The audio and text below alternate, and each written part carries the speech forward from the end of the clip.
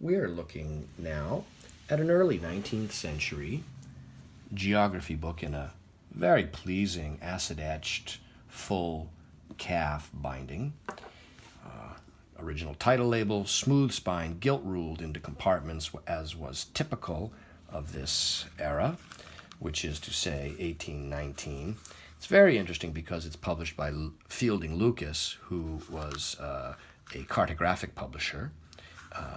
And this is by John O'Neill. It's a new and easy system of geography. At this time, these types of geographical educational books were quite popular and widespread, especially for education in public schools. Here we have at the front this engraved large folding map of the world in double hemispheres. And it's got a little bit of tearing at the foredge, and it's bent back like so, but it's complete and actually not in bad condition, given the fact that that map would often be lacking or in pieces. At least this one is present and complete. But what's even more interesting, of course, is this nice map here of the United States. The engraver, it is unsigned, unfortunately. But we see here Arkansas is a territory, it's listed as a territory. Missouri territory is all this area. Northwest territory is over here. Michigan is still a territory there. Yeah, New Madrid, that's interesting. Yeah. East Florida is so-called here. Then there's West Florida there. Okay, tiny little tear on the bottom of that fold line. It has information, for instance, about the western states here. And Indiana, we see Illinois there. Kentucky, Tennessee. Now we get into Northwest Territory, Michigan Territory in the text, Missouri Territory, Arkansas Territory. Okay, like so. And the rest of the world here. The questions cover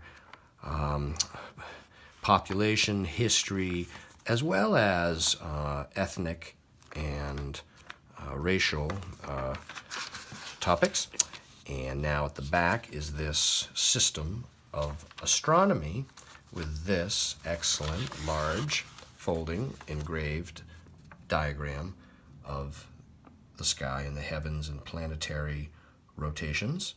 The orbit of Jupiter is shown there, for instance, relative sizes, and so on. Like so. So at the back here we do see this section devoted to astronomy, as well as barometer, thermometer, vapors, and other scientifically related topics. And also what's interesting is here is Fielding Lucas's self-promotional advertisement leaf, where indeed he shows available for sale various loose individual sheet maps, as well as globes, Mellish's map of the world, his new general atlas, half-bound with Morocco, Russia, or calfbacks, handsomely colored, the same but without color. Any of the maps contained in this atlas may be had separate, either plain or colored. Interesting, relating to the history of cartographic publishing.